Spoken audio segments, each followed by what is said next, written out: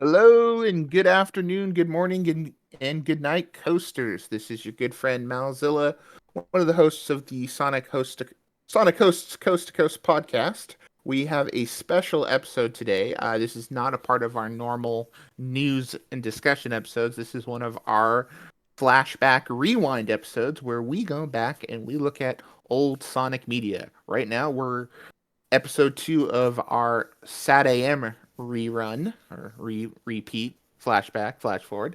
Uh-huh. With me as always is my fellow co-host, the other half of the Sonic hosts, Radrey. How you doing, Rad? Hi. I'm alright. It's really raining hard here. No, not hard. It's really overcast. Oh, we had some hard rain today in Seattle, and I mean hard. It was it was Is it borderline long though? Is it PG-13. long and hard? No, they were short spurts. Short Okay. spurts. Okay. 30 seconds was its limit. I That's a see. wink, wink. It, We'll it get to wasn't that like your that mom? line. Okay. All right. Got it. Ah, okay. Well, touching back on our last episode, so if you want to go back and give it a listen, we went over the pilot, heads or tails. I gave it a B minus. Radri gave it a C minus. It's a pilot. We both kind of agreed. It served its purpose. It wasn't super great, but it wasn't terrible. Um, then we followed it up with the true episode 1, Sonic Boom. Roger gave it a B plus. I believe mine was of a similar mindset. And then we followed that up with Sonic and Sally. Roger gave it an A plus. I gave it a minus. We loved it. Of course, we were also super biased about that episode. So you can probably figure why. So, starting off today, before I pass off our narration to Radri, we will be discussing Ultrasonic. This is the third episode in the season, and it was the fourth on the production. So, Radri, it's all yours. Okay. So just to add a little something to our review last week. With heads and tails, I want to point out some of these people because I think what's really important is to note like the people who worked on this because they're very a lot of these people. It's like the people we mention all the time on the show. We don't really talk about other people besides like Ian Flynn or I don't know, Azuka, Izuka or maybe Penders when we have to. Penders. Yes, Penders when we have to. I think it's always good to sort of mention some of the people who are working on it.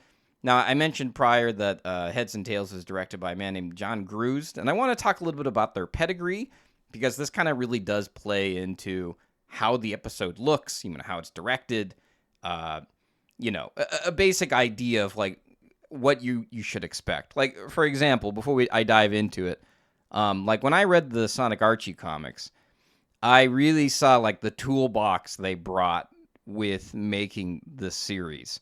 You could really tell that they used everything they knew about Archie, and like the writer at the time was Michael Gallagher.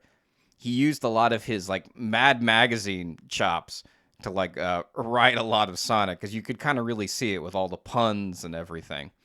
But yeah, with this one, SatAM, John Grusd, he's mostly, according to IMDb, I looked on that page, he was mostly known as a producer. I don't know how they, I guessing they use some sort of aggregate or something and how they determine which one's the most popular. These are the only resources I have. If somebody has like a better resource in determining what these people are best known for, I'm all like, I'm all eyes, I'm all ears. So yeah, he's best known as a producer, John Grusd, for the 1991 Captain N, the Game Master, 1990s G.I. Joe, and Sonic SatAM, of course, and 1998's All Dogs Go to Heaven, the series. And this is his only, Heads. What is it, Heads or Tails? This is his only directing credit. The Heads and Tails one was written by Len Jansen. Again, this is the showrunner for SatAM. He's mostly known for writing 1986 as The Real Ghostbusters, 1976 as Tarzan, The Lord of the Jungle, and he has a couple of other short film credits.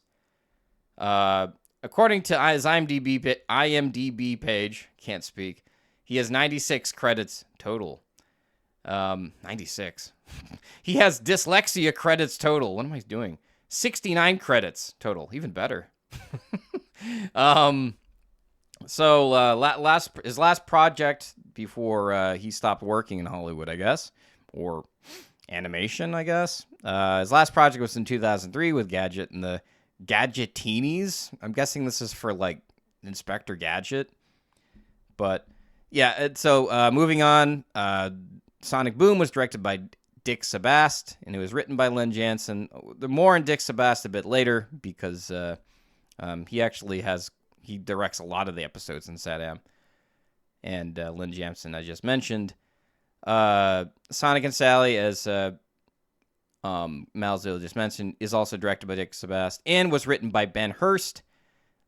Mostly, probably the most well-known of all of, Sonic SatAM being the writer, because he was like the most, he used to communicate a lot with the fans, like there's a bunch of back and forth with fans before he passed away.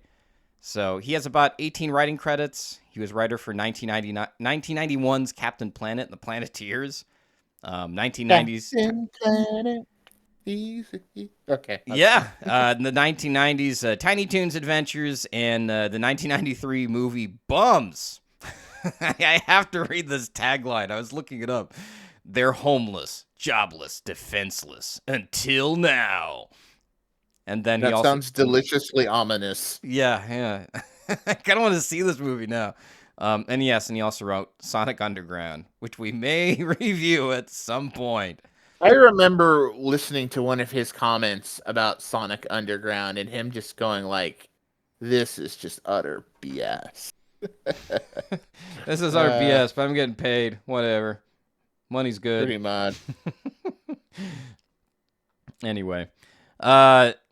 So, and then there's also Pat Ali, which pretty much the same pedigree as Hurst. So, without further ado, let's dive into Ultrasonic. The air date is October 2nd, 1993. This was directed by Dick Sebast, who I mentioned prior. He's mostly well known for 1992's the art department for Batman, the animated series. You can probably tell with a lot of the backgrounds in the show. He also did 1996, the Incredible Hulk animated series. And 1999. Yeah, what's that? What did you say? I remember that the Incredible Hulk TV show. I never watched that. Marvel had a slew of like animated shows, Fantastic Four, Iron Man, Spider-Man, and X-Men obviously being the most famous of the two, but they had the Hulk. They had Ghost Rider show up for an episode and had Ghost Rider fight Galactus. Well, I don't know. Nicolas Cage ruined Ghost Rider for me. But oh, no. Nicolas Cage was a fantastic Ghost Rider. All right. He was fantastic. What am I saying, right? All right. Yeah, and then he's also known for 1977's The Many Adventures of Winnie the Pooh. Maybe that's a connection to Jim Cummings. I don't know. This episode was written by David Villiers. I think that's how you pronounce that name. He's mostly known for 1978's Jason of Star Command, 1981's Super Friends, and 1978's U.S. animated Godzilla. And Godzuki. Yeah, that one. The one with Godzuki. Yeah. I don't know if anybody in our audience remembers that one, but yeah. You'd be surprised. A lot of people bring up Godzuki. Okay. I don't know why. I don't know how they remember him, but they do. Do you think he's kind of like Scrappy. He's kind of like Scrappy Doo. Everyone remembers Scrappy Doo. Okay. Do you think they'd ever bring back Godzuki? Oh God, no. Oh God, no. They could always do it. They could have an interest. I mean, like, didn't they do in like the Scooby-Doo movie where they introduced Scrappy as like, well, cover your ears, spoilers, the villain of one of the Scooby-Doo movies? It was the first one. Was that the first one? Okay, yeah. Yeah. I felt like that worked. I didn't hate it. I don't know. I thought, remember when I first saw the first Scooby-Doo movie, I thought, hey, this is not bad. I like it. I got some chuckles. Yeah. 2 chuckles out of 5. I don't know. I can only have 5 chuckles per movie. Also, a little tidbit to note, IMDb seems to credit Yuji Naka and Naoto Oshima as writers on this. I don't know if that's like a very post-mortem by somebody who has an IMDb Pro account. probably is. Because I do see Sonic fans constantly updating the Wikipedia citation about what is canon and what isn't. So, I don't know. Whatever's canon, what isn't canon, go figure. I don't really care. But what I do care about is our analysis.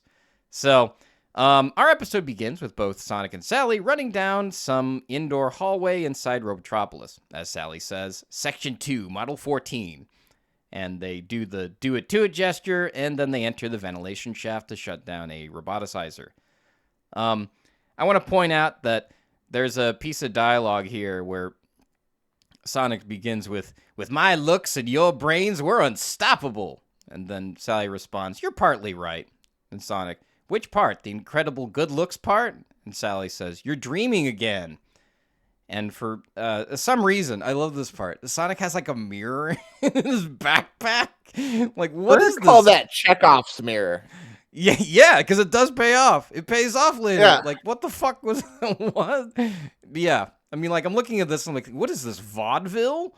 I mean, anyway, so Sonic finishes up the dialogue with, that is not a dream. That's one hedgehog hunk. I mean, I just want to point out, I love this back and forth, you know. Again, you know, it's why Sonic and Sally have endured among fans for so long is their dialogue. Their dialogue exchanges were so good.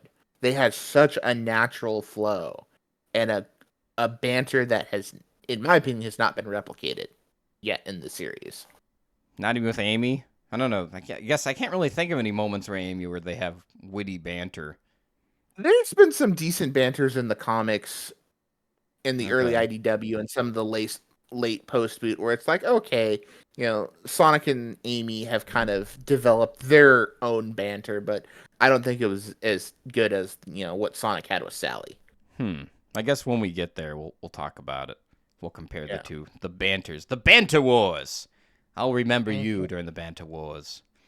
I mean, I don't know. I don't know where else to put this. I guess I'll put it here. Actually, no. I'll say I got one thing I want to talk about. I'm gonna put this at the end. So. Okay. Yeah. Anyway, pay attention to that thing I'm talking about right now. To the end, you get to hear about the thing. Remind me about this thing, Godzilla. Okay. Godzilla. Malzilla. Forgive me. So afterwards, Sally puts some disc into a machine, which I guess corrupts Robotnik's system into, and it puts it into sabotage mode as it makes some alarm noise. It's here where we see like a small monitor on Robotnik's, I guess what you'd call his, robo lounge chair. I want to point out that I'm noticing, like, again, what I was saying earlier about Archie and about the toolbox. I'm guessing, like, the people who put this together, their toolbox was they took a lot of famous films, or at least this is my impression. Famous films and, like, what was popular with children, and they sort of worked it into the show. Absolutely. I mean, think about it. This show came out in 93. All the people who basically have been working on it grew up in the 80s. Late 70s through the 80s. So any typical pop culture kid stuff from those, you know, that decade is probably going to show up, you know, in most early 90s media. But the sort of vibes I got from this thing with the robo chair and like the little tiny mini video screen was, it made me start thinking of Terry Gilliam's Brazil. Have you ever seen that one? I have not. Okay, well, it's like a mix of it's like what year did that come out? I think it was 86, 85. I wrote it down. It's later in my notes because there's another Brazil moment where they have like these tall structures and these tall buildings, and where they have a lot of this like technology where it's like the past meets the future, where like they use a lot of like, I don't know, like a rotary phone, but they also have like a computer screen. That was a very Terry Gilliam thing that you saw in like Brazil and a lot of his other movies. Anyway, so Snively scans the area, finding our heroes, unleashing SWAT bots. Excuse me. Snively unleashes SWAT bots and fire extinguishers on them, And then Sonic and Sally retreat to find themselves pushed off the edge of a building to where they jump onto a moving hoverboard or hover pad. They take off the hover pad and they chase. The chase begins, and the two other hover units start to follow them. There's a bit of a chase sequence, and then Sonic and Sally have more witty back and forth. And one thing I want to point out here is I think this show has really had an impact on my life, which is really weird to think about.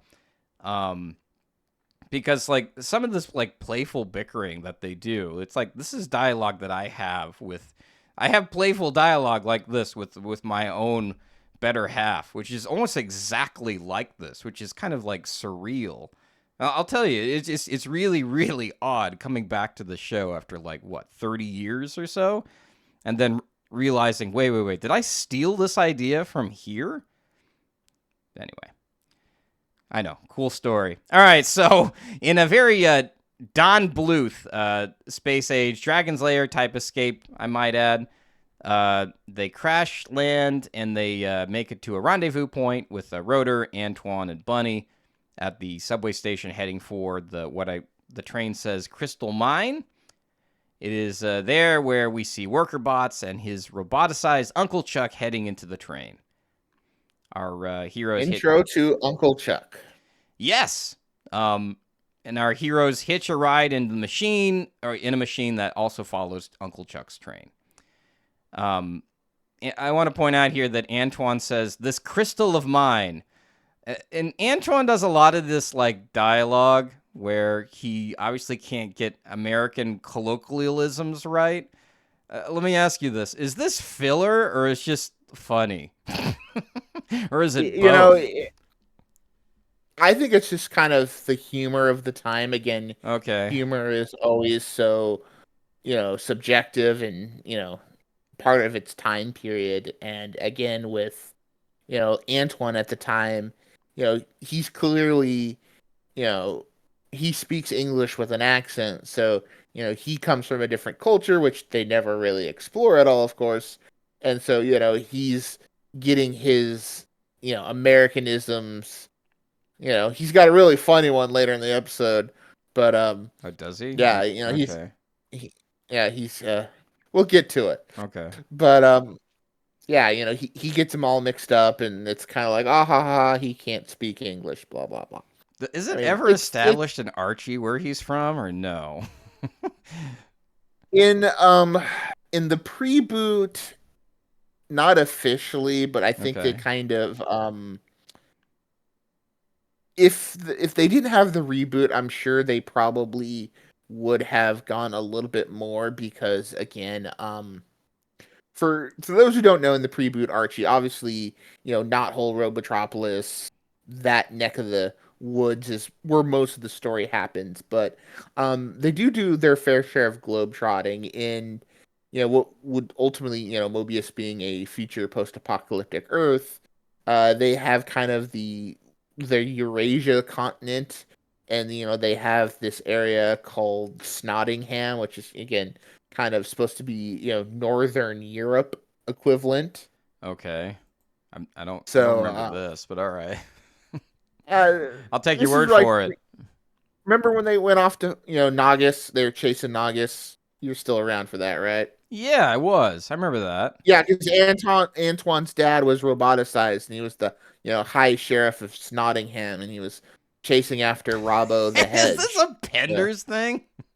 This is a Penders thing. Oh, well, Jesus maybe not. I think maybe it was the what's his face who was, I don't know. Gallagher? Penders. No, it wasn't Gallagher. It was the Axler.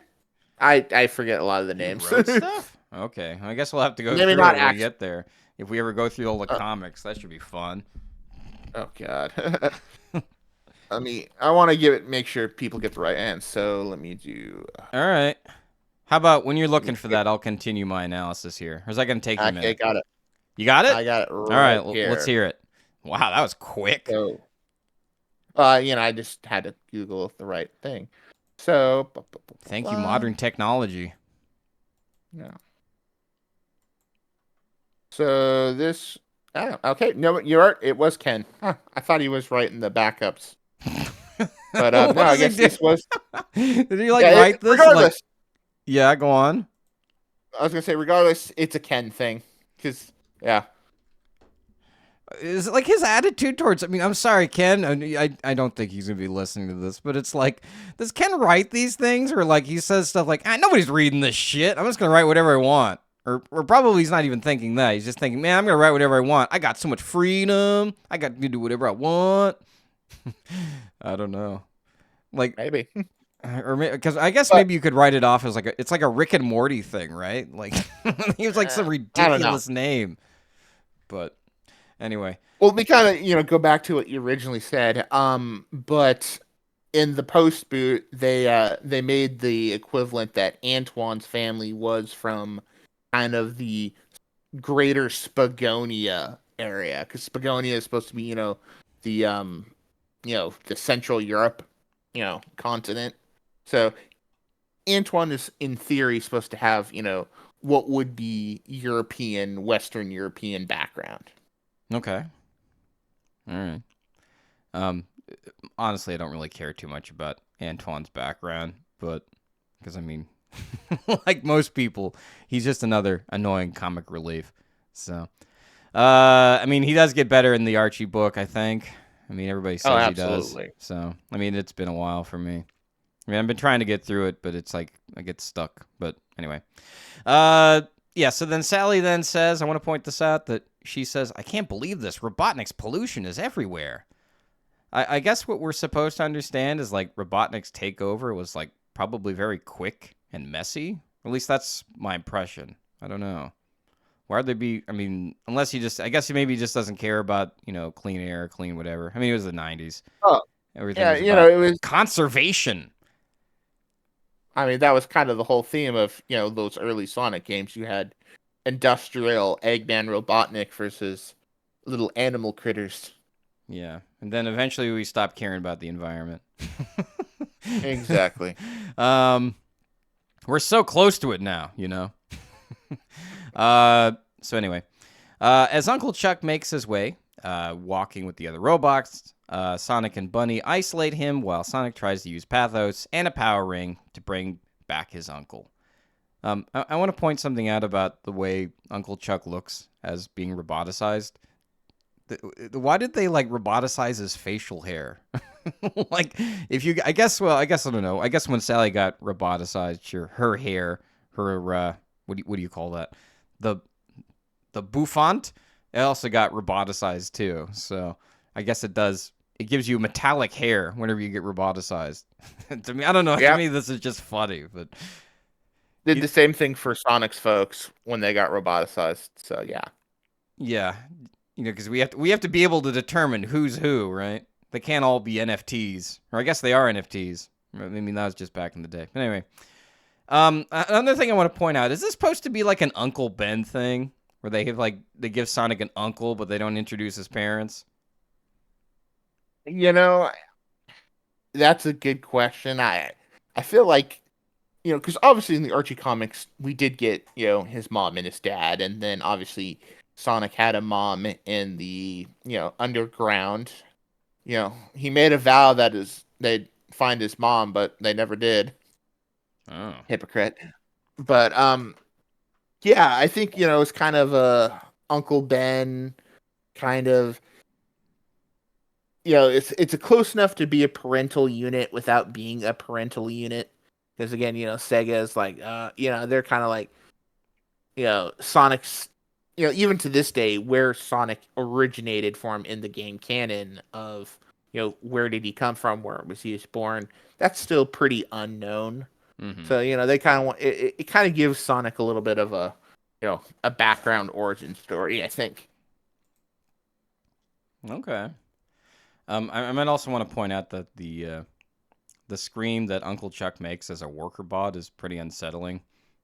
I mean, they did a great job with making that pretty dark and kind of like, scratching your fingers on the wall or chalkboard kind of sound. I'm not sure, how did it make you feel? Or just whatever? It's kind of whatever. Okay. No, I don't know. I don't like that sound. I mean, one thing I can tell you about, growing up, I love sounds. I'm a big noise music fan. I know this is weird, but I like sounds and noises I've never heard before, and like that noise in particular, it's like I don't like that. It's like Five Nights at Freddy's worker bot thing. It's like it's kind of unsettling for me. But anyway, that being said, it's very effective. It's very disturbing. I might also mention that he says the roboticization process is, or was it Sally says that the or was it? Yeah, Sally, who said the roboticization process is still a big mystery. I mean, maybe I'm giving the show too much credit here, but it makes me wonder if like they only said that because they legit don't know how Chuck discovered it, or it was just a plot device at the time. Well, I'm guessing it's probably it was both. a little bit of A, a little bit of B. Okay. They wouldn't discover that Uncle Chuck designed the roboticizer until they went back into the past in season 2, when he says, "Oh yeah, I designed it for this," but Robotnik, took it and changed it and turned it into a slave machine. So yeah, Right. Yeah, I'm not sure if like the creators themselves like actually knew like where they were going with this, but I don't know. I want to give them credit, like they're saying like, no, we are writers, we know what we're writing, like they're not like I'm not writing some kid shit thing, right? They actually kind of cared about what they were producing, but anyway, so I want Uncle Chuck then has like a wizard, what I call a Wizard of Oz, woken up from a dream moment, reciting everyone's name. And one thing I noticed here that I didn't notice, on first watch was not first watch, I should say. To be honest with you, I don't remember this episode that well. I don't even really know if I saw it, because this was not one that was on VHS. Because I remembered the VHS episodes that they had of Sonic SatAM. I remembered those because I watched them religiously. So, I mean, Sonic and Sally was on there. Sonic Racer. The Lazar episode later was on there. But this one, yeah, I don't remember much from it. So the thing I picked up here, so that being said, I noticed that Chuck seems to have the same lingo that Sonic has. Like, I didn't pick up on this detail before. I mean, given that he... Well, I think... Oh, sorry, go ahead. You think? What do you think? Well, it goes to kind of show that this, all of Sonic's mannerisms, he's based off his uncle, because his uncle's his parental, figure. Yeah, that's fair. So this is kind of, the original and the remix, basically. Right. And, Sonic loves his uncle, and he pretty much glazes him for the entire... Oh, yeah, he's very smitten by him. And he's like, my uncle's the man, I love him. Right. I mean, like, yeah, he refers to Sally as Princess Sal and stuff like that. So, yeah, but before Sonic and his gang can bail Chuck out, Chuck shows them a huge energy crystal that's meant to help Robotnik's dwindling oil supply. But they have to act fast because the crystal is being moved today, and it will destroy the whole ecosystem, according to Chuck. Again, this is where I want to point out the backgrounds. Yes, okay, I wrote down. This is where I wrote my note. It looks like the 1985 movie Brazil.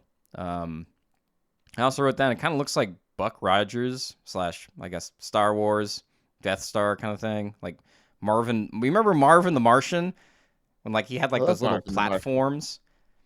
Like I think what was it? Where he lived? Like they also later used that in like what? You said Marvin the Martian. He's from Mars.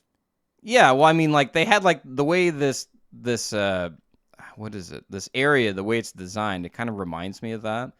Like they're kind of aping that style. But I don't know. Again, I like drawing these comparisons out to, because it helps me kind of understand how it is they put this together. Not one thing being like what kind of audience they were playing to and who was their audience at the time and who would, consume this, right? Because obviously I did, and I ate it up. But anyway, so Snally sneaks in... Snally? That's your new name now. Snally! Sally sneaks into the control room to cut the main power circuits while Sonic gets rid of the security guards by using his hand mirror. It pays off! Hooray! Antoine states, slice of pie this part, as Sally Roeder and him use stealth to walk through a very Star Wars Death Star control room. Roeder corrects him that it is a piece of cake. Again, more filler. Or relief. I don't know. Antoine says, it's a piece of pie. And Roeder's like, it's a piece of cake. I mean, I don't know, man. These jokes don't do anything for me. But it was the 90s. Whatever. Nobody cared. People did not care like they do today.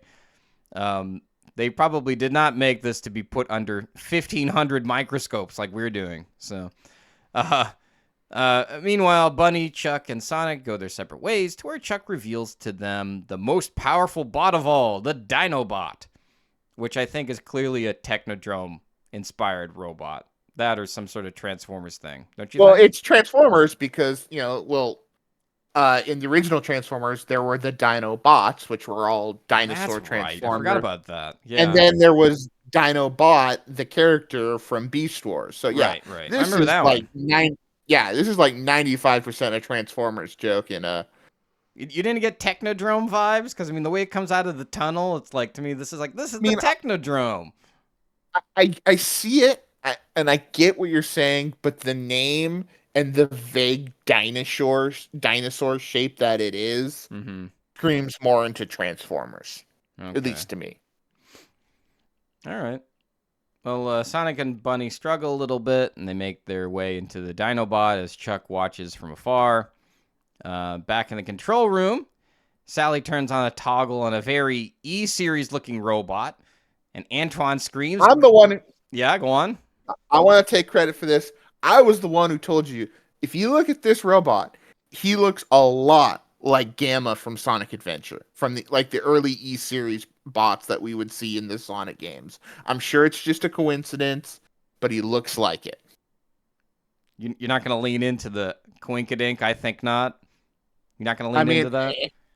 We're talking about probably like 6 years between this episode and Sonic Adventure coming out, so that's you never know. I'm sure a lot of these people probably take I don't know, when they were writing, kind of related, but when they were writing Better Call Saul, they obviously had to go through Breaking Bad a lot, to make sure all the boxes got checked correctly. But those guys were also writers that were super obsessive about how the show came out. So, whereas here, there's probably a lot more inconsistencies and, plot threads that don't connect and stories that don't match and characters that don't never show up again. But anyway, yeah. So this E-series robot. Was there anything more you wanted to say about it, or was that it? Oh, that was about it. I just want to say that, I saw something that looked like something and pat myself on the back. Okay, all right. Well, let us know, audience, what you think of these robots. I think they're kind of. Are they more than meets the eye? They're fine. I like the stealth orbs. Those are my favorite. Anyway, yeah. So, as Sally turns off the toggle and the switch in the very E-series robot, and then Antoine screams, "Gringo!" See, that was the joke I thought when I had to pause because I was laughing because instead of saying bingo, he says gringo, which is like, especially if you grew up in California, there's a different connotation with that word. Oh, yes, there is. I don't know. To me, this is more Antoine shit. It's harmless, but yeah, it is harmless, but it's like Antoine. It's also we get funny. it. I mean, I guess they should have. I don't know. I shouldn't pressure the writers too much. They're writing a cartoon show, and they're having fun with it. So, I mean, this is probably the only thing that's probably universally agreed is the most annoying thing about SatAM is probably Antoine's little quips. But it seems like you like them, or they're okay. You like this one at least. I'm easily entertained, so it doesn't take much to make me laugh. Yeah, well, I'm sitting over here with my arms folded going, not impressed, No, that's not me. I'm not doing that. I'm not always like that. I am sometimes, not all the time. So next, somehow Bunny and Sonic are inside Dinobot with Chuck, who I guess entered off screen to control Dinobot. They both kind of They all both kind of like they all three kind of jumped in. It was kind of this whole little segment. Really? I didn't catch that one. Unless mine was Yeah, edited. Okay. I nah, got that's the the one one, I saw. the version I saw on YouTube. It only shows Bunny and Sonic going in, but then all of a sudden, like, you cut to a commercial. I mean, if you're watching this and you're not paying attention, you won't notice this. But I noticed it because I'm watching it like twice, so and taking notes. But maybe it was just my edit. I don't know, because there are Yeah, edits of the show that exist. So like yeah. real I small watch ones. it on Paramount and Plus, so that's from what I'm watching. So maybe Okay. that's the most. I don't know. Who knows? I'm watching what is it? I forgot his name on YouTube. He remastered all of them. So I'm watching that version. But they look really good. They look 1080p.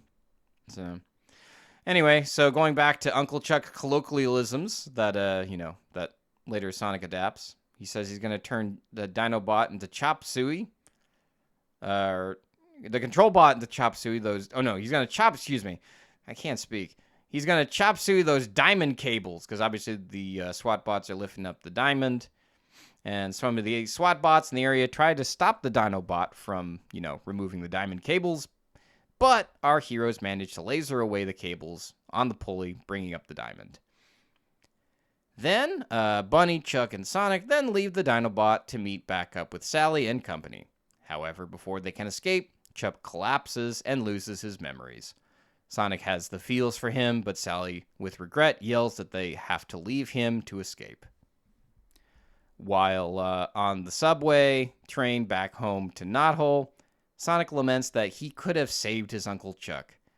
But the good news is, as Sally consoles, that she was able to copy some of the roboticizer software to one day bring back Uncle Chuck. And then the episode ends. So, Malzilla, thoughts? I like this episode. I like Uncle Chuck. Really, with this episode, we're pretty much introduced to all the major reoccurring characters throughout the 2 seasons. So, Uncle Chuck, it's really great. I think he's a fun character. He's the character that I would say if they were to bring back any two SatAM characters, obviously one would be Sally. I would say Uncle Chuck would be the second one. And Wow. then I think, again, I really like it. I think his relationship with Sonic is great. I mean, he looks a lot older than to just be Sonic's uncle, but it's nice to see Sonic have this really nice, positive, parental relationship, and, to compare it to, say, like movie Sonic, where it's like Tom's character kind of started off as just kind of a friend who then kind of evolved into a dad. Like, this is kind of, from the get-go, this is, Sonic's parent or, guardian. This is the person who's, molded him. And he's a really cool guy. He's incredibly smart. He's not as fast as Sonic, but, he thinks just as fast, and everyone seems to like him.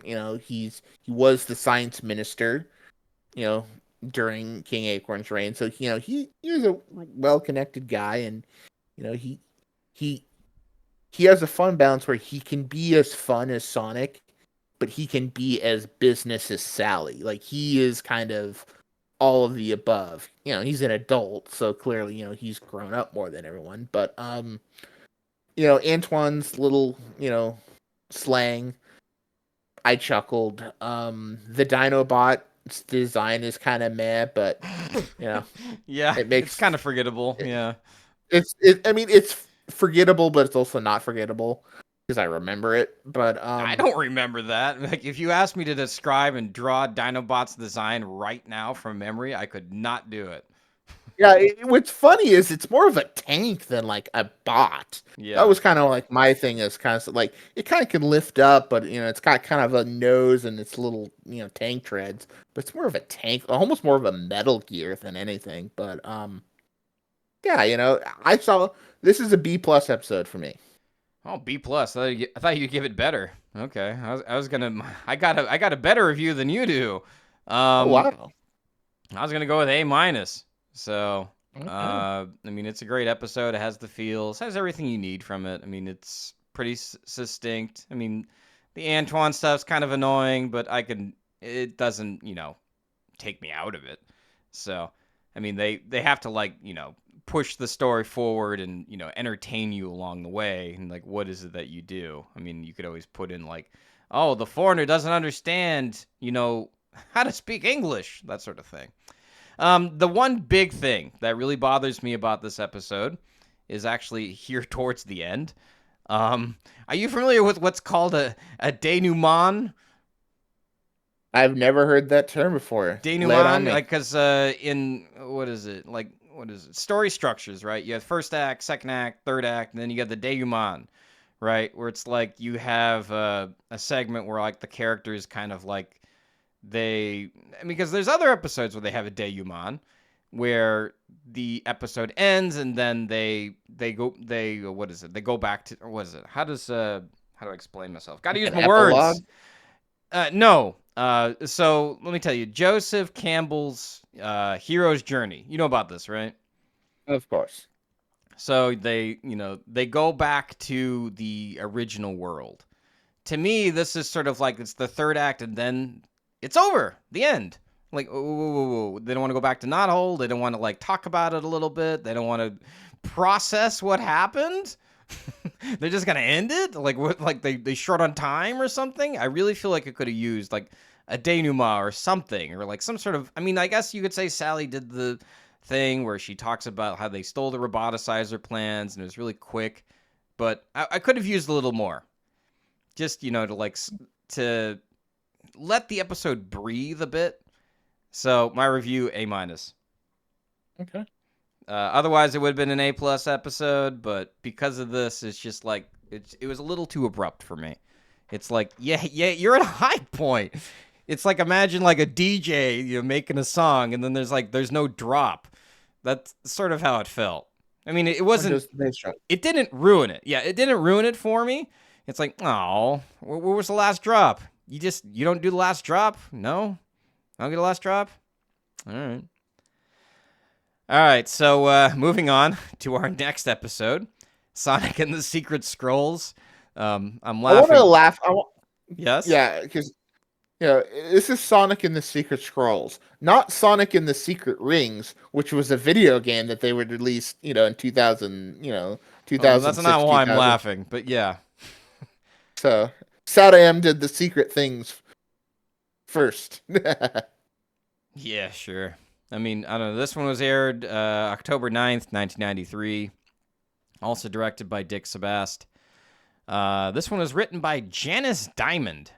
Hopefully I'm pronouncing that name right. His writing credits include Law & Order, Law & Order UK, Brimstone, and Adventures of Raggedy Ann and Andy, according to his IMDb page. This is what he's well known for. If somebody can explain to me how IMDb determines, what you're well known for, because I'll tell you one thing. I'm on IMDb, and I have a few credits myself, and there's a few credits in there they put up for my most well known for, and I'm like, I didn't even work in that movie, man. I worked on it a little bit, but I was an extra. How do people even know I was in that movie? For the record, it was this movie called Haruko's Paranormal Laboratory, and I'm barely in it. It's like Samayo Koyubi, which is the Wandering Pinky. I helped a lot on that one. I did the subtitles. I did the I was an actor in that one, and I helped the director. And the other credit that goes up there is another movie I worked on called, what was the name? I can't even remember the name. Oh, no, it was Haruko's Paranormal. Oh, okay, now I know why. Now I know why it's up there.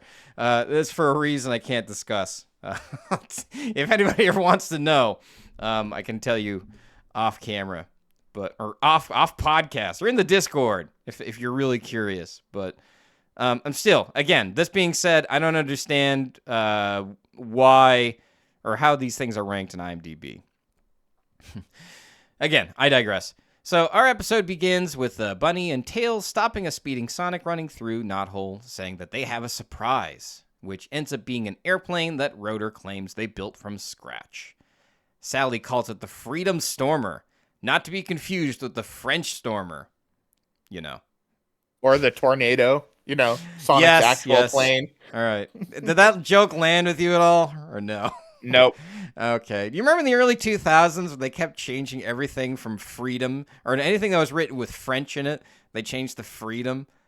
Yeah, Like the post freedom 9/11. fries. Yeah. The post 9/11 stuff. Freedom fries, freedom toast. Yeah. Yeah. We should just call it the French Storm. Use the original name. To fly to Maga to find the secret scrolls. I'm sorry, but can we take another time out here? Yeah. Because, again, timing is everything when we're watching this. This is, we're off to the city of Maga. What are they going to find? Trump's corpse? They find the floating island, I think. Wait, They got to make the floating island great again.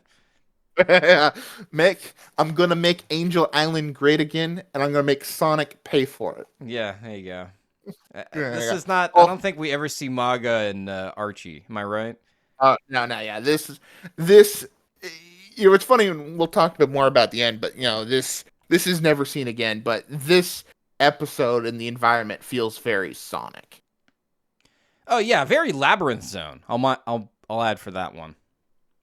If there's any Sonic level that feels like it makes it into the show, I think it's Labyrinth Zone for this one. Nah.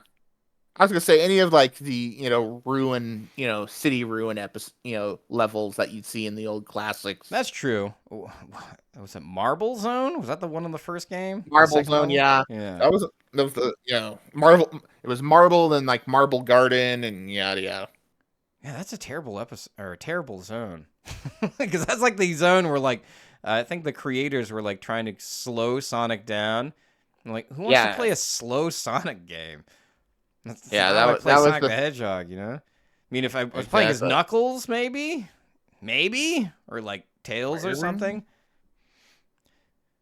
Anyway, so yeah, then I want to add too. Sonic delivers one of the best lines of the episode.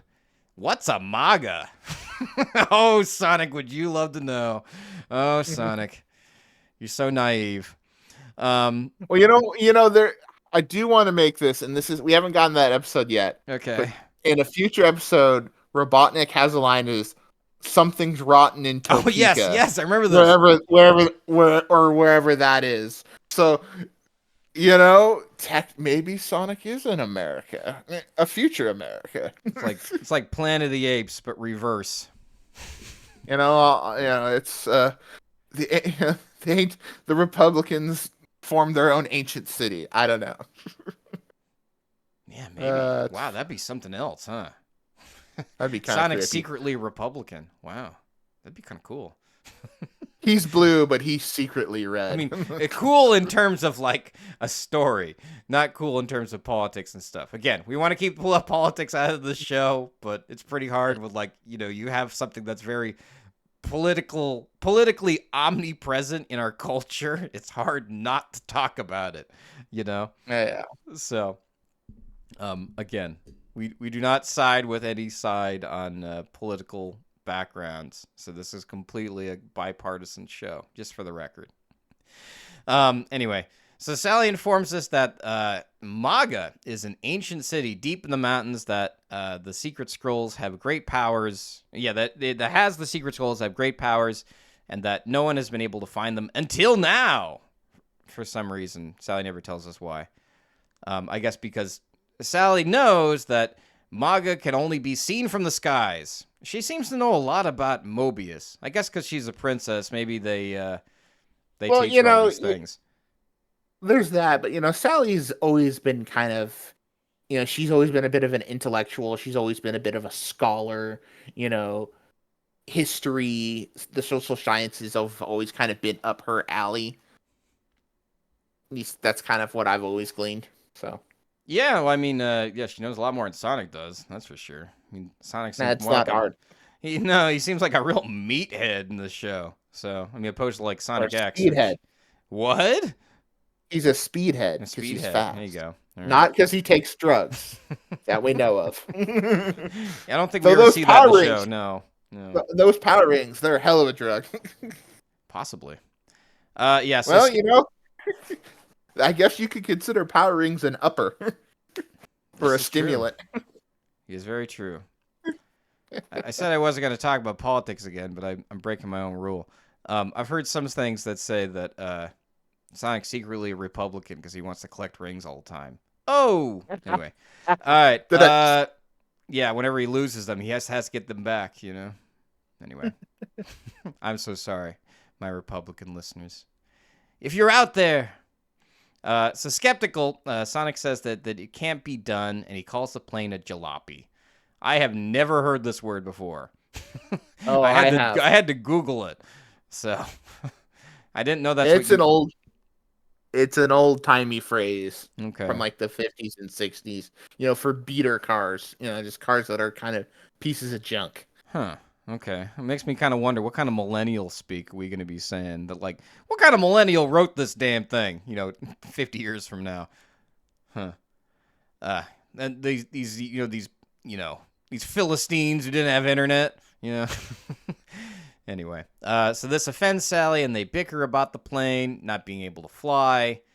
I want to point out. I mean, forgive me if this sounds gross, but when they get older, in Mobius 25 years later, I mean, I don't know if you're young and you got kids in the room, tell them to close their ears, but they must have the best makeup sex. That's all I'm gonna say, because they bicker a lot, like a lot. They bicker in a very healthy way. I've kind of noticed. Yeah. It's like they're, and again, that's why I think Sonic and Sally have always been great. Is they communicate. They are not afraid to not communicate with one another. Now, some writers would not have them communicate, cough penders, but yeah, they're very open with one another. They're not afraid to give their own opinion, and Sally kind of wins most of the time because it's Sally, but Sonic gets some W's, and I think he gets one here where she even kind of like says, "Okay, you have a point," and he's like, "Aha! Victory is Sonic's." Yeah, that's what makes this show fun. Because I mean, if any of our writers out there who are listening, who like this show, you may know that like when you're writing a story, the beats technically have to be positive, negative, wins and losses. So, yeah, that's a very writerly thing to do. Like you show that Sonic wins this one, Sally wins that one, and so forth. So Sonic reluctantly agrees to go with them, but only if he can stay on the ground. Antoine wails, and Rotor struggles to fly the plane.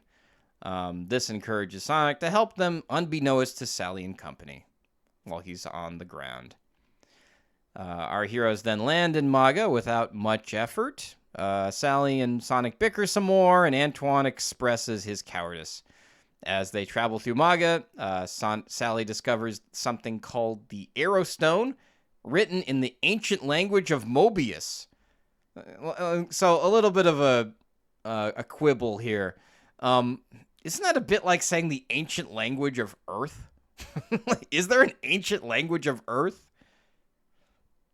I mean, there's multiple ancient languages of Earth. Okay, if you think about it, that's what I'm saying. It's like why don't you just call it a certain name? Like call it, I don't know, what's one of the ancient languages of like Earth? Whatever. All right. Mesopotamian, Babylonian. Okay, yeah, there we go. That sort of thing. Right? Maybe they weren't advanced enough to give it actually names like Mesopotamian or Babylonian. Anyway. Well, imagine if it was in Babylonian, because then they'd eventually have the Babylon Rogues. Wow. Hey, there you go. That's a galaxy brain. Bring it back. I'd love to see them on this show. There's a lot of characters I'd love to see in this show. We'll get There's a wonderful fan art, and I'm just doing a side of showing some of the various characters from the Sega characters in a SatAM fashion. Shadow looks just basically like a 90s Sonic with his quills up. The one I'm thinking, the Rouge looked terrible. The Big I know which one weird. You're talking about. I liked it. I thought it was fine. It's very 90s-esque. It was very 90s-esque, but Rouge's face kind of threw me off. I did like that Omega was just basically kind of a SWAT bot that fit. Mm-hmm. But yeah. Yeah, post that in the Discord, sir. I know exactly which one you're talking about, but we should move on. We're talking about something nobody can see. But then again, we're reviewing a Exactly. show that nobody can see too. But we just hope that our listeners remember. I hope you remember. If you don't remember certain parts, let me know. Yeah, Sonic speeds his way through the city. Sally warns him that the city is in fact booby-trapped. Wink, wink. The Sonic then speedballs through a hedge as it regenerates, and our heroes enter deeper into the city. You know what what movie vibe this gave me after watching this episode? Labyrinth. Hey, you read my mind. Do you think Labyrinth I was an read the notes. inspiration? Oh, you read my notes. Okay, well then there you go. Then you know already. Yeah, I would say a little bit of Labyrinth Zone. I had it in my notes. There's a lot of stuff that comes off very Indiana Jones, Oh, that comes Raiders later. of the Lost Yes. Ark, Last Crusade stuff. Kind of, a lot of, as we mentioned, kind of these typical tropes that you see with like ancient cities that even, Sonic would use in the video game. So it's all very in that vein, and it hits pretty well. Yeah, pretty much. Anyway, as they I do want to. yes, I do want want to to. say What do you want to do? Want to? because they talked about the seven wonders of Mobius, Yeah, we'll and get I there. feel like okay, yeah, well, I'll wait, I'll hold that thought. So go ahead, continue. All right. Yeah, so as they walk more through the city, the sunlight then helps reveal the chair.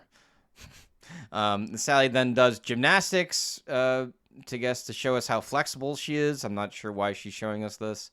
And then they sit on the chair as it levitates them to a different part of the city. The main cast then enters the ruined structures with 2 scrolls, and somehow Sally knows that the temple will explode, her words, if they choose the wrong one. I'm guessing this is the Indiana Jones reference you were talking about earlier. I don't remember. I only clearly remember Raiders of Lost Ark, where like he tries to guess the weight of an idol that he's trying to pick up. I don't remember two. Oh yeah, I guess it was Last Crusade, wasn't it? Like which one was the Holy Grail? Was that it? Yeah, Okay, yeah. there was Okay. that. It's just like it was the final test. It's like you used Donovan drinks from the bad grail, and he basically turns to dust while you know Indy grabs the most plain, simple cup, and he says, that's the cup of a carpenter," and he drinks it, and it's like, "You have chosen wisely." You see a lot of these logic puzzles and all these kind of like trap things. Okay. Yeah. Then Sally, yeah, of course, chooses the not shiny scrolls, as Nicole translates them as the 7 wonders. The first is the wind tunnel, being the breath of Mobius, and they do not mention the others. So Malzilla, you had something to add here? Again, when we think of the number 7 with Sonic and wonders, most of us probably would think of the Chaos Emeralds, and Oh, I did like, not draw man, that connection. Okay.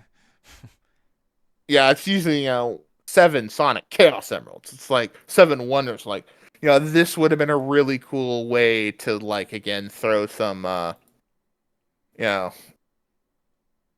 Lore.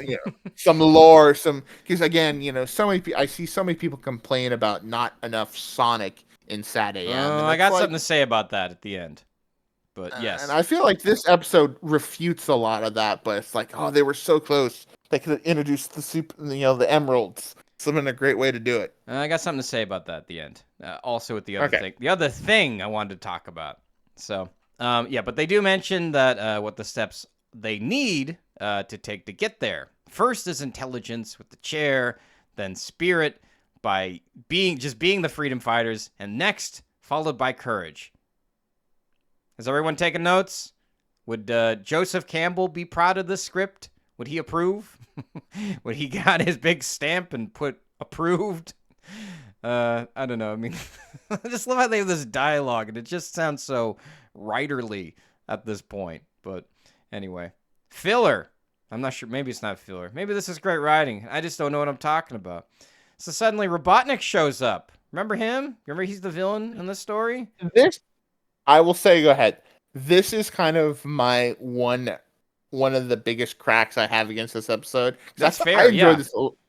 like I actually enjoyed a lot of this episode. It surprised me how much I did, but it's basically a case of, you know, like it'd be one thing if they kind of hinted that, he was looking for it too, and like oh, we got reports that Robotnik's looking for the ancient city of Maga because Robotnik would be a Republican, wouldn't he?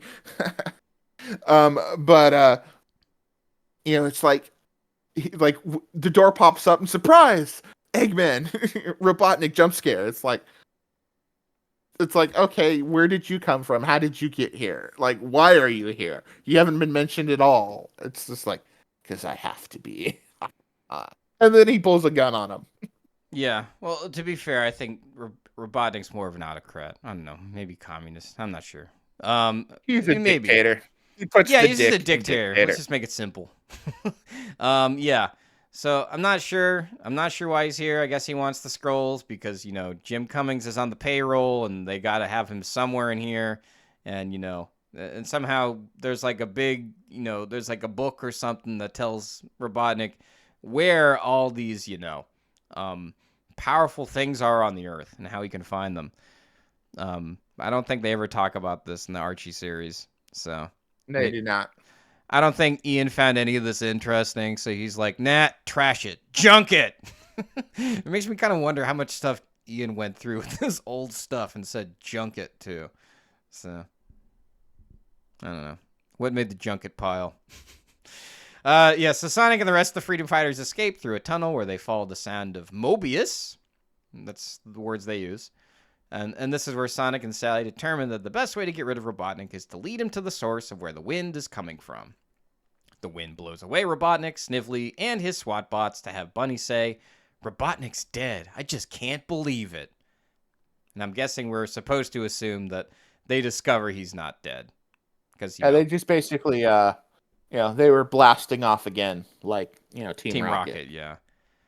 Because when you do that to people in real life, usually they don't come back after that. So, Then Sonic offers to fly the plane, and Sally and company are not amused by his flying. They're freaked out, and then we see finally Robotnik and Snively climb back up to the cliff for him only to say, "The hedgehog will pay dearly for this. Mark my word." End of episode. So, thoughts?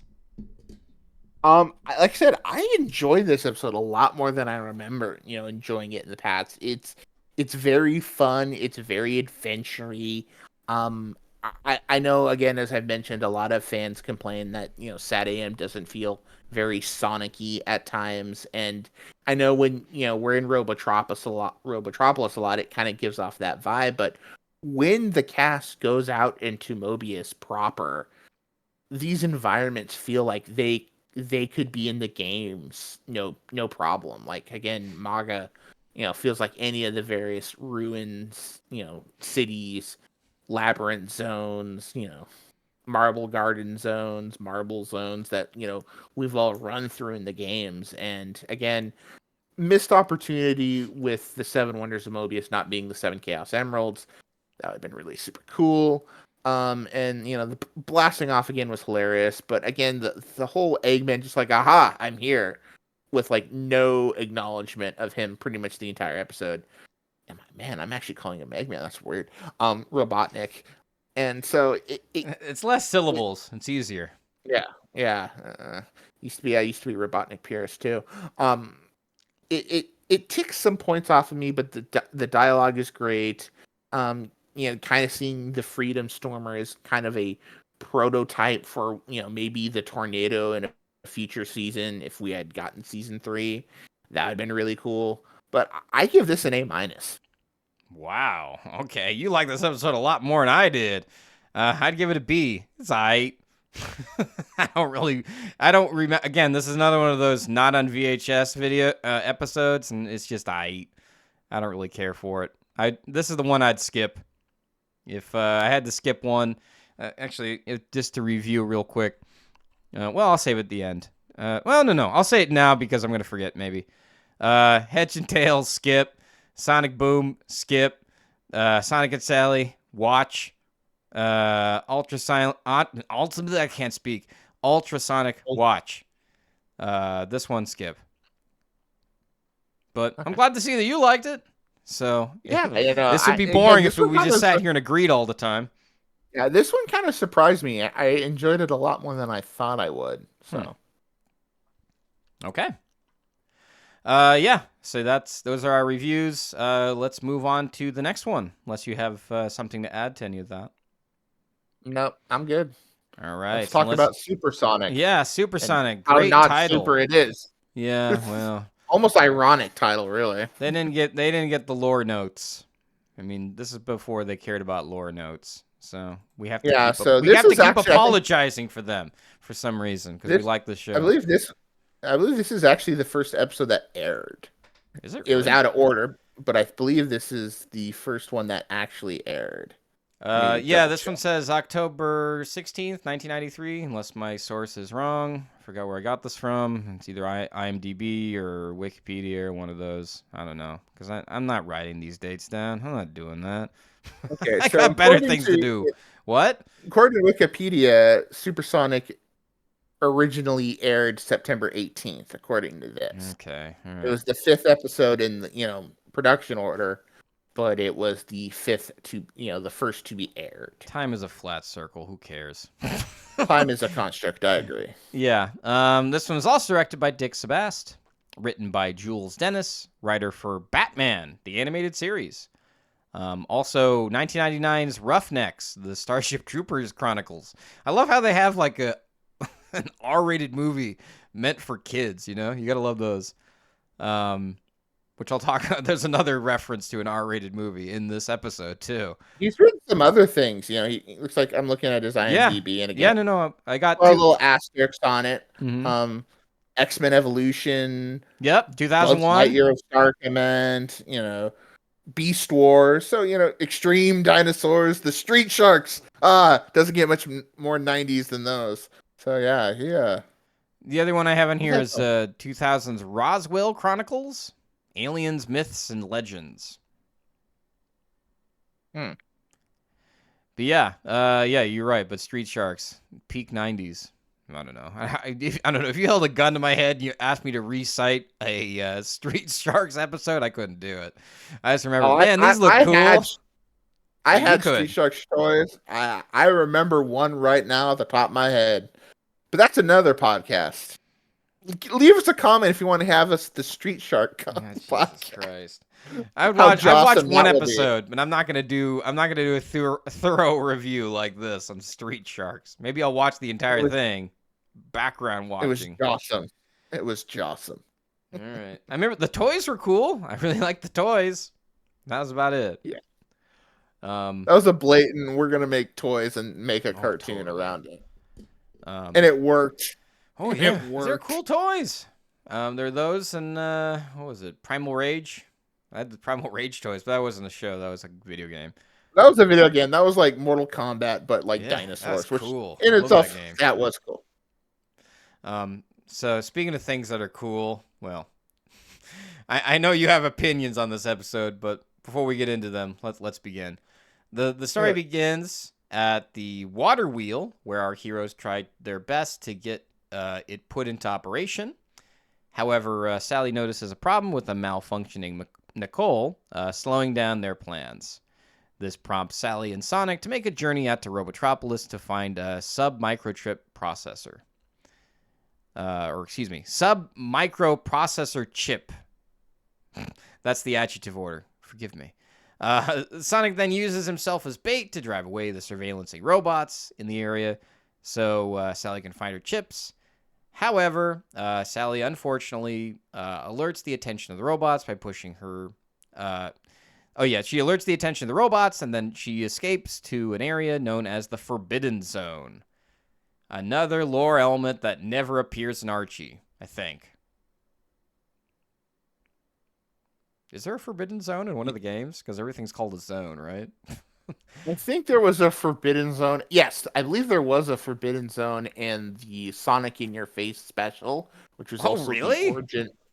If I recall correctly, which was the origin of Nicole and Sally's vest in the comics. It had to deal with Julela, which was Sally's little mentor, you know, governess. But yeah. So, but it was very different than what we see in this show. So. I just typed in Google. It seems like there's the Forbidden Zone in Angel Island. Okay. Well, I think there was multiple forbidden zones, to be honest. Okay. All right. Well, how did the writers make this one? Like, I don't know. She goes in some weird area. What's it called? I don't know. Forbidden Zone. All right. Let's just go with it. It's kind of like Sonic. Yeah. They probably didn't put too many brain cells into this one. And that's fair. I mean, art is hard to make, right? It's art we're making, right? So yeah, in the Forbidden Zone, Sally stumbles across a not Jedi Knight with laser vision, who for some reason zaps away the SWAT bot chasing her. Robotnik and Snively, watching on a surveillance camera from their HQ, are befuddled by this, who this not Jedi Knight is. Then we cut back to Sally and Sonic, who return to Knothole, to where Sonic, Rotor, and Bunny and Sally manually insert new microchips into Nicole, where it is here that Sally informs them that the cloaked figure was a person known as the Guardian. And this is the one thing that kind of... It doesn't take me out of Sally's character, but it's just like one of these things where I hate people who do this. From here out, Sally does this annoying thing where she answers a question with another question. I don't know why, like, when I meet people who do this, it's like, just answer the damn fucking question. Do you know what I'm talking about? Do you remember this part? Yeah. Like who's Lazar? Not who. What? Like, God damn it, Sally. Just tell me the goddamn story. You know, if I was there, I'd probably end up saying, why is Lazar? Yeah, right? It's like, girl, stop talking this way. Just don't do that. Nobody thinks it's cute, or maybe they do. Maybe people are creaming in their jeans by this. I don't know. All right, so it's here that where she tells us that what is it? That the Guardian watches over this place of the resting place of Lazar. Then we cut to Snively, who gives us more exposition to Robotnik. I don't know why Sally needs to be so selectively evasive. To where he learns that Lazar seems to have a computer with of magic spells. And only vile people like him can awaken him. Would that have to be like Elon Musk or something today? Like to vilely, awaken Lazar. Would it have to be him? Like who else could like awaken Lazar? I got a whole laundry list, but we'd be here all day. Yeah, that's true. That's true. Let's continue. Cut back to Knothole, where Sonic insists Lazar's magic spells could really kick some Robotnik tail. His words. Sonic exits, but before he can get into the Forbidden Zone, Robotnik finds the Guardian, who leads him to the entrance of Lazar's resting place. Tell me this does not look like the tiger head named the Cave of Wonders from Disney's Aladdin. It's very Cave of Wonders-y. Okay, very, so it wasn't just Castle me. Grayskull. Oh yeah, Castle Grayskull. I didn't make that connection. I did not make. I know too much about the 80s. Okay, no, that's fine. That's why you're here. I was trying to figure out, like, where have I seen this before? Because that's the thing about writing and ideas. They don't just come out of nowhere. They come from somewhere. Like, how do they put two and two together? So, yeah, Robotnik avoids some of the Dragon's Lair type booby traps. I'm telling you, man, this is like some of this is Dragon's Lair inspired. You know much about this? Dragon's Lair or Space Ace? Do you remember that game? I remember them because they were the Don Bluth video games. I remember. I didn't really play much of them because they were on Super Nintendo and I had a Genesis.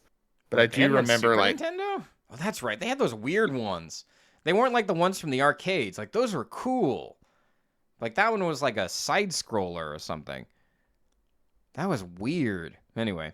I digress. We do that a lot in the show. Yeah, so we next see Robotnik walk into Lazar's room with him sleeping with...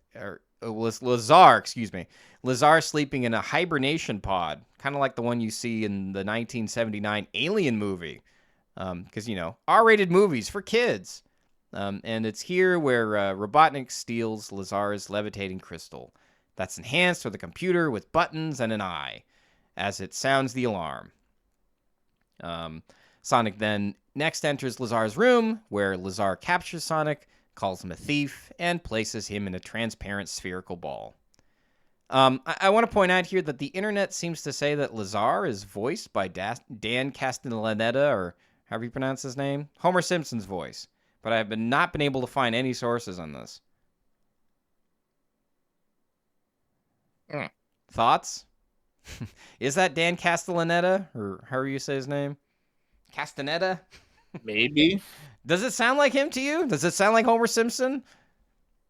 Well, here's the thing about Dan. He is a extremely talented voice actor, and he can change his voice. Now, I'm looking at the wiki, and it does say Dan Castellaneta. So, I'm willing to take that as a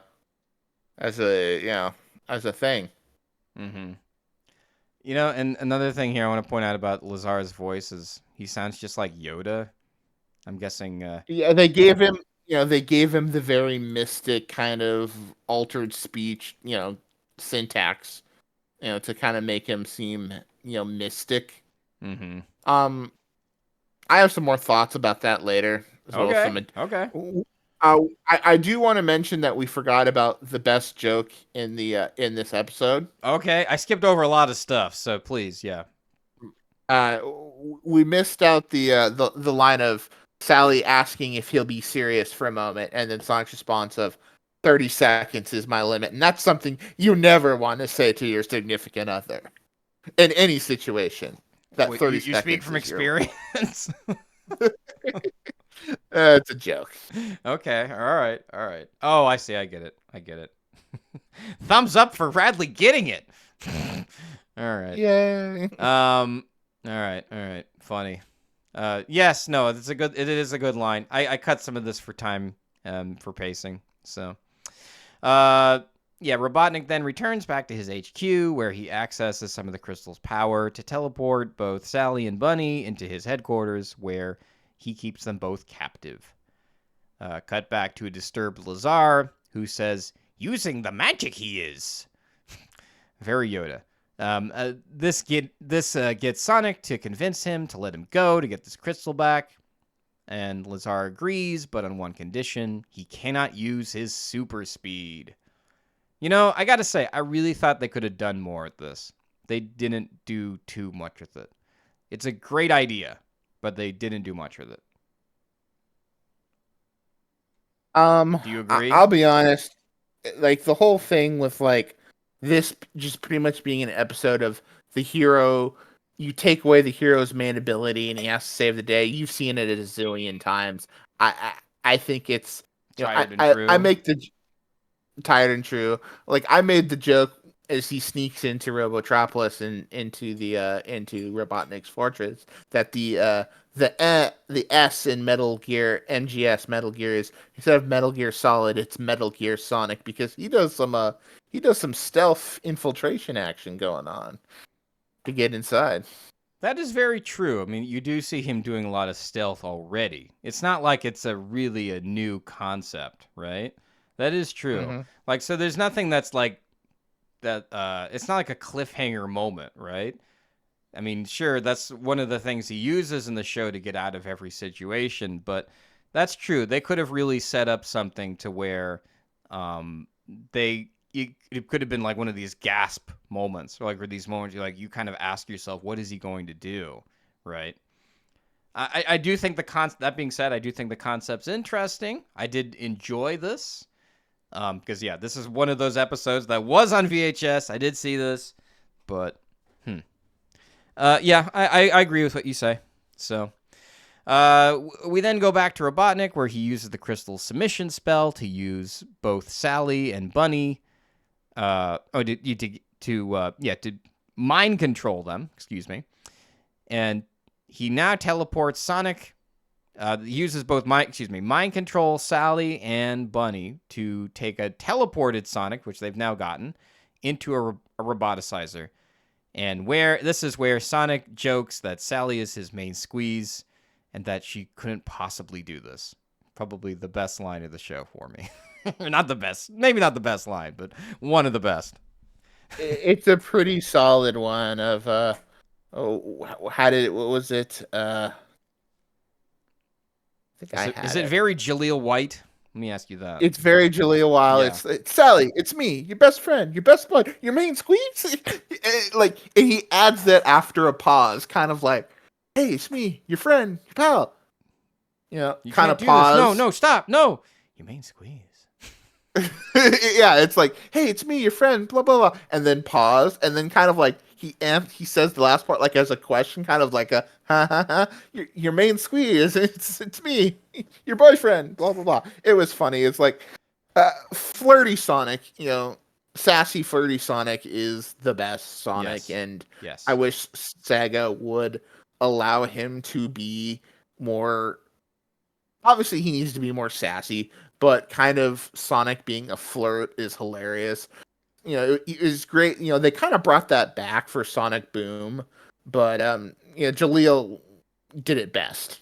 Jaleel did it best. Well, when we get to Japanese Sonic, I have thoughts. I have big thoughts, but we'll Oh, get I there have when we get thoughts as there. well.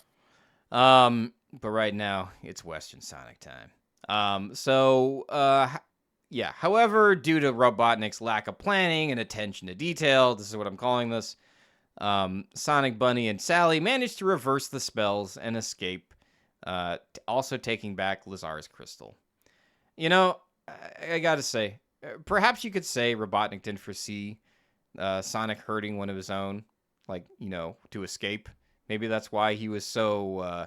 Because there's this moment like where he teleports Sally and he teleports Bunny, and like his lack of security is like, to me, it kind of befuddles me a little.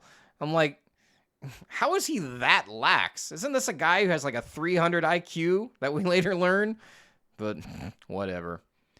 Well, SatAM Robotnik he's a lot more.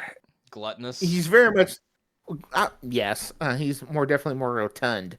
Um, it is one of the big things, and I'm going to use this as kind of to have a little, kind of soapbox a little bit. Okay, let's hear it. It's not really soapbox, but kind of like how if you're a fan of the Legend of Zelda games, that timeline is kerfuddled. But one of the things is, oh, if this happens, these timelines of games happens. Whereas if you do this in Ocarina of Time, that sets up this new timeline that would become these games. And I kind of see a little bit of that of like Sonic, where the Sonic of the games, Robotnik is a threat. Eggman's a threat, but he doesn't really have power on a global scale. He did the whole Sonic Force things, but they beat him back within a year. They did it pretty quickly. You know, Whereas and he did it and he started doing that when Sonic and company were of an age to stop him. And I asked Ian about this where if Eggman had tried to take over the world when Sonic was younger, like he did in SatAM, would we get a more SatAM style Sonic? And he thought, possibly. Now he kind of went with the fact that Kid Sonic would just defeat Eggman, and I kind of like, okay, I get it, but I kind of like, I don't quite buy that. I feel like the Robotnik in the Sonic we see of SatAM and the Archie, is very much the product of Robotnik taking over at such an young age and ruling for a decade. This guy's ruled for a decade. In his biggest threat are these group of 5 teenage little critters. What legit threat are they to him? Now Mm-hmm. Sonic's got his speed, which kind of is interesting in a whole lot of levels. It's like, wow, where did he get this power? That'd be something, if they kind of made Robotnik more of a scientist than, just a dictator. He's like, where does he get this speed from? But, since, he is large and in charge and there's really no one that can threaten him, he's pretty lax. He is pretty lazy. He's pretty, laissez-faire on things. So it's like, aha, I'm going to use some hypnosis to turn Sally and Bunny into my slaves, haha, and throw them in the robots. So it's like, haha, it checks out. All right, that's fair. I could accept that. Yeah, because I guess this is still early in the game before they really clearly now define who these characters are. So, uh, let's see. Where did I leave off? Oh, yeah, so Robotnik seethes, and then Sonic, Bunny, and Sally return the crystal to Lazar. They ask him to become a freedom fighter, but he insists he must guard the crystal instead. He returns Sonic's speed, and then walks into the cave with the Guardian. The cave shrinks into a microscopic size, and sinks and disappears into a water well in the area. Sonic says that they need to juice, and somehow they are magically teleported back to Knothole. Perhaps a spell time to happen? That's my only explanation for this. Rotor announces that he has finished putting together the water wheel. See, this is your denouement. Putting together the water wheel, and the electricity is now running through Knothole. The story is happy end. So, Malzilla, thoughts? This episode was really, for me, the first big meh episode. It's interesting because, again, we get Naugus in season 2, and Naugus uses magic, but he just seems to be your typical evil sorcerer. But, Lazar has to have, like, this little tech belt. He's, like, more of a techno mage. So, magic in Sonic has always been something, definitely in the comics and a little bit in the games, but Ian's kind of talked about how they've tried to, Sega has kind of tried to keep magic out of it, which is kind of weird. But again, you're it's gonna just lose that Christian got, audiences, that audience, if you're gonna put in magic, Well, tell that you to got Harry it's all Potter about stuff. the dollar bills, y'all. But yeah, again, this episode very, very paint by numbers, very, very like, oh, Sonic has to deal with a problem that, he can't just fix because he's super fast. It's like, aha, you have to be normal to, fix this Yeah, that didn't problem. pay And, off. You're right. You're right. like, and Rotor and Antoine aren't really, Antoine's not in it. Rotor and Tails not even in it either. No. I don't think Tails was in the last one, so, Tails hasn't really shown up a whole lot. No, And these three aren't very Tails heavy. No. no, they're not. And again, Tails is so young, and you kind of understand why. But it's Bunny and Sally, I feel like, are just kind of, I don't want to say misused, but they feel like nothing. Like, oh, we're here we're here to be the damsels, to be hypnotized by the Yeah, Dark you're right. Lord. They don't do much besides lore dump or And then even exposition. Lazar himself, he feels very, where like, Maga and the Secret Skulls do feel very Sonic-y. He doesn't feel very Sonic-y. Naugus feels more Sonic-y than a Lazar. Okay. But that's just me. Okay. That's fair. I mean, I don't. Despite your criticism, I don't give this episode an A for the very same criticisms that you have. Oh yeah. So what's your letter grade?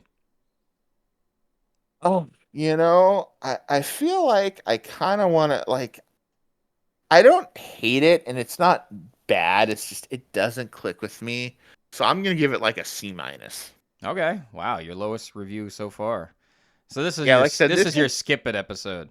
this is my skip it. This is my first really meh episode of. I think all the previous ones have been enjoyable to various levels, but this is the first kind of eh. Let's see. I give this one a B. I guess either B or B plus. I guess let's go with B. I mean, your criticisms are true. They do rank. I do hear them out, and I do agree with you. So, I mean, with that in mind, I guess I do have to give it a B, but maybe B plus. I don't know. I did enjoy this episode. I mean, I did like watching it from start to finish. It wasn't one of these where it's like, I got to get through this one, right? I felt a little bit through like that with the MAGA one.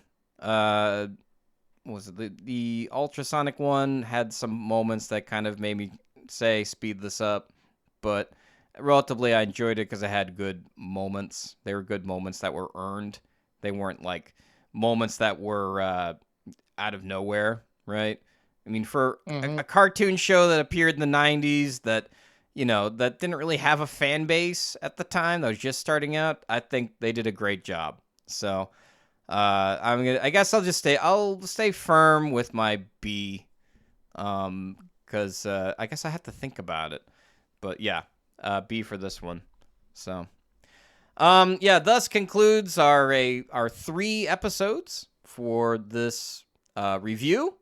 If you'd like to know what you think, if you have any comments about the episodes themselves, something you think, please let us know. Did you like our review? Did you hate the review? What is your thoughts? Oh yeah, there's a few things I wanted to bring up. I can't, I'm probably gonna re-listen to this record. I can't remember the second one. I remember the first one. Do you remember what it was?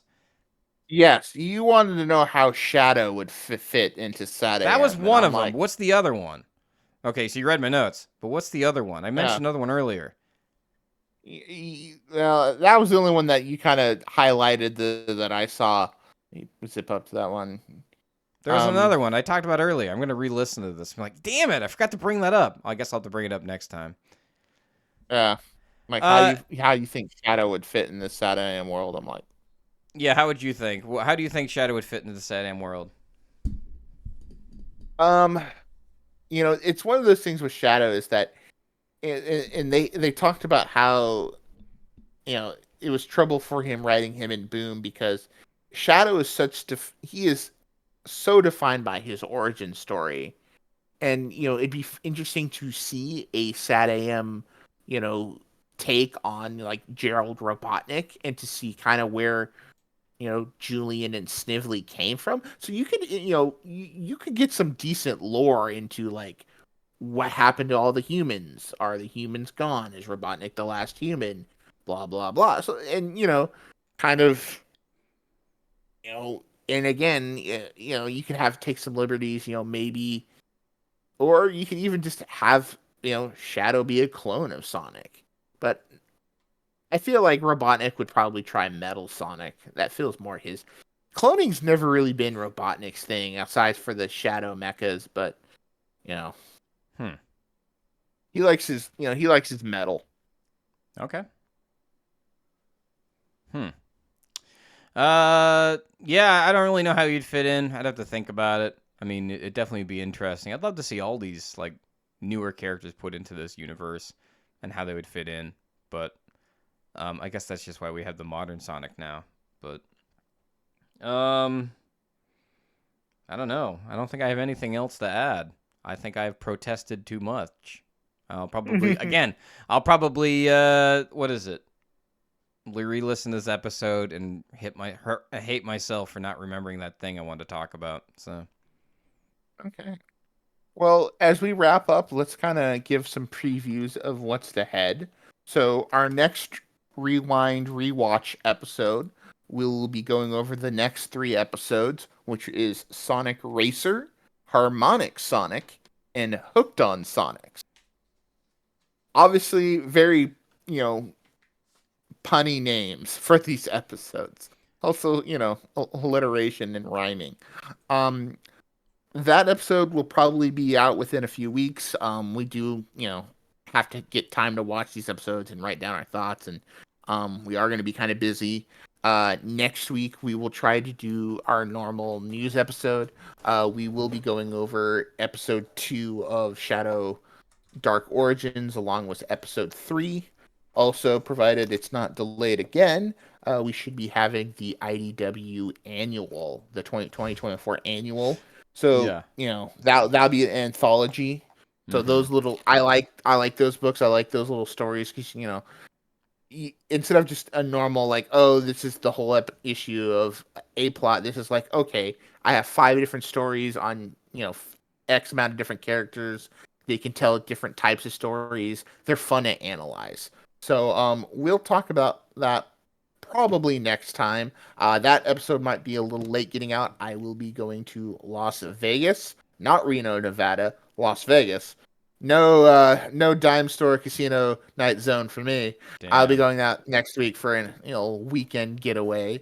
So Yeah, but then again, as we finish up season 1, there'll be 4 episodes after that. We'll probably maybe try to do in one go, or maybe split those up into 2 episodes, and then we'll get into season 2, and then hopefully through the end of November and into December, we'll be able to do Sonic movies 1 and 2, and then, we'll figure out how we want to cover the Knuckles series.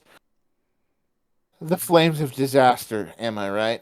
But yeah, we're all kind of just working our way up.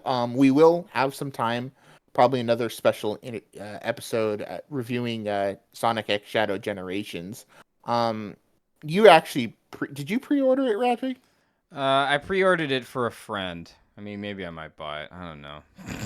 I'm still stuck playing Shadow the Hedgehog. It's like my mind says finish that game first, but maybe I might play it for the show. I mean, it's 20 years, Radrey. 20 years? What, since that game came Yeah, out? it came out. Yeah, well, almost 20 years. Came Yeah, out in well, I don't know. 2005. To me, it's just sort of like I like seeing what came before, and like one of the reasons why I haven't, I don't read some of these Archie comics or read some of the newer, just the Archie ones, or the newer Archie series. It's just because I have that stuff drives me crazy. Well, like when there's one of these like these setups where like, well, if you read issue 35, like, dude, don't do this to me. Don't make me read other issues. Just make me read one. Anyway, that's how sort of I feel with the games. It's just sort of like I want to play them in order, but it's probably impossible. Maybe I should stop. Okay. Radrey has complicated feelings with the Sonic I franchise. do. I really do. All right. Well, that's all it is. Again, listeners, thank you for listening. Again, if you're watching it on YouTube, give our other episodes a listen, and a watch. Give Radrey's interview with Shota Nakama a watch. Hey. We're gonna plug that till he gets, all the views, all the likes. So, all the likes. I'll leave a comment. Tell us what you think. Tell us about your day. And that's all I got. Anything you want to add, Radrey, before we say goodbye? No. I'll end this out with some Sonic phrase. Bye. Bye. What's a maga?